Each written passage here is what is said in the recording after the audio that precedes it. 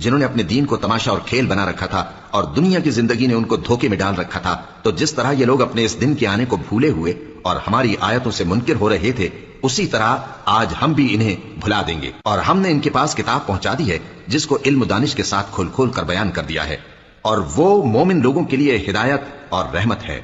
क्या ये लोग इसके मजमून जाहिर होने के मुंतजिर हैं?